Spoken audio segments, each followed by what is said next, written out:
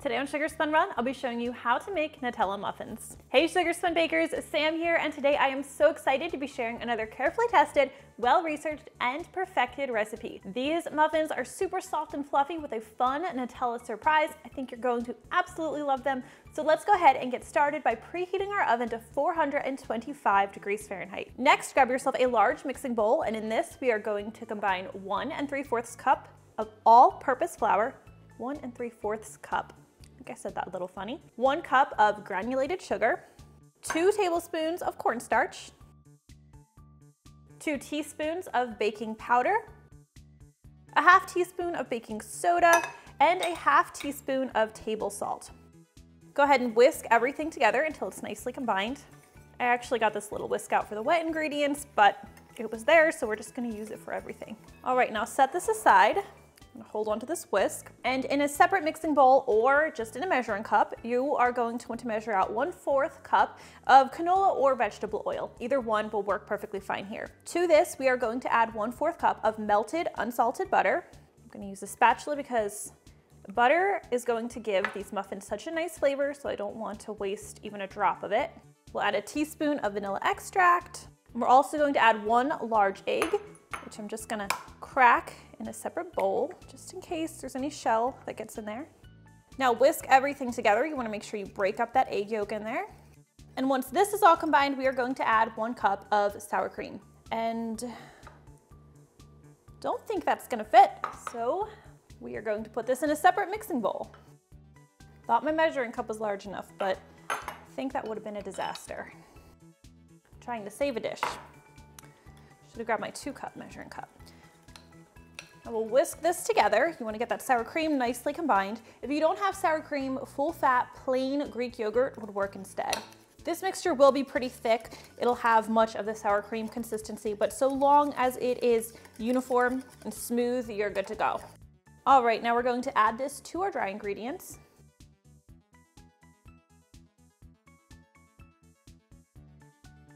And we're going to gently fold together the wet and dry ingredients. You don't want to overdo it. Now this batter is going to be a very thick batter, that is expected. Now once you have the wet and dry ingredients about 50% combined, we're going to add our chocolate chips. Now officially, I call for 1 cup of white chocolate chips in today's recipe, but I went back in my pantry, I didn't have any chocolate chips, so I just chopped up 6 ounces of white chocolate instead. We're adding them when things are about 50% combined because we don't want to overwork our muffin batter. Anytime you overmix your batter, you are likely to end up with dense, dry muffins.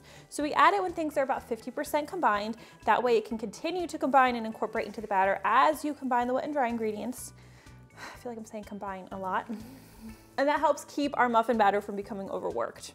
Since it is a stiffer batter, it's a little bit easier to accidentally overwork it. So just be gentle, scrape the sides and bottom of the bowl, fold the ingredients over themselves. Okay, this is looking pretty good. So now you're going to want to grab a 12-count muffin tin, which I recommend you line with paper liners. Now we're going to fill each of these liners about halfway full with muffin batter.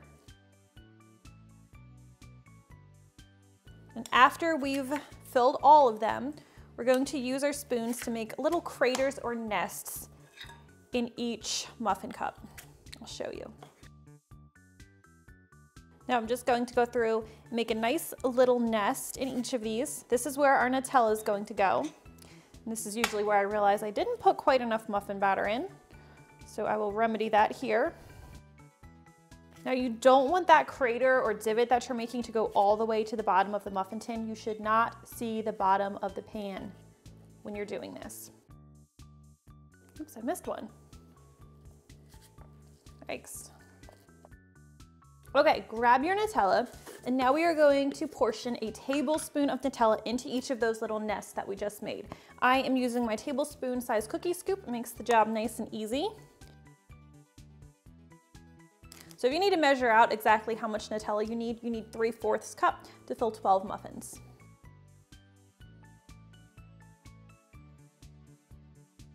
Oh my gosh, did I forget the same one again? Because I was like, there's something, I must have a blind spot right here. Now I'm going to use the back of my small spoon to kind of force that Nutella in there a little bit. You don't want there to be any gaps. Any space where there are like air pockets between the Nutella and the muffin batter, those are going to collapse once the muffins come out of the oven, and it's going to make them sort of cave in on themselves.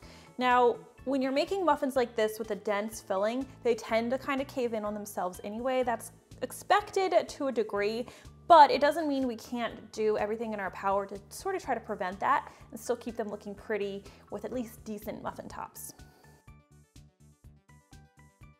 All right, now let's top these off with our remaining muffin batter. And I try to cover all of the Nutella that's showing so that none of it's exposed.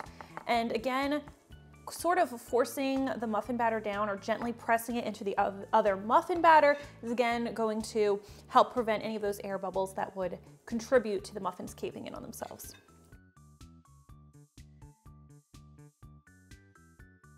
Now, in case you were like, well, that's just not enough Nutella for me, we are going to add a bit more to the top. So I have here about a 1/4 cup of Nutella, and right out of the container, it's usually pretty thick and difficult to spread. So I've popped this in the microwave for about 10 seconds. I want it to drizzle nicely off my knife, just like that. I'm just going to take a butter knife and spread a little bit of Nutella over the surface. Oops, not over the muffin tin. That was an accident. I'm just going on each muffin and sort of painting the Nutella on. And once I've done that, I'll go back and swirl it. And I do like to use a toothpick for the swirls. All right, now in case that's still not enough sugar for you, we are going to lightly sprinkle the tops with a little bit of coarse granulated sugar. Please, nobody comment too much sugar. We are here for the sugar.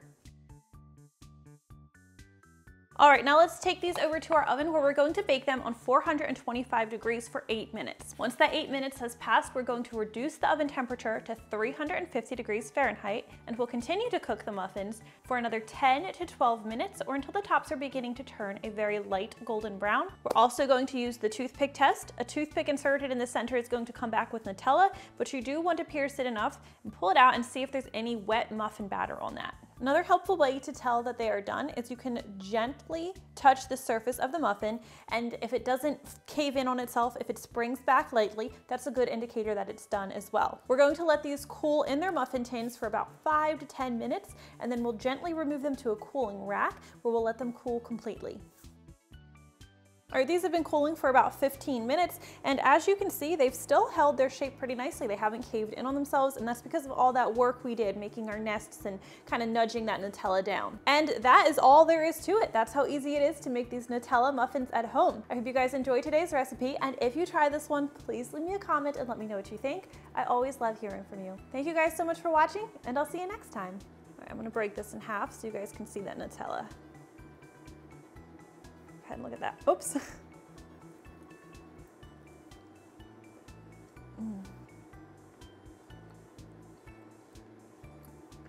These are so amazing.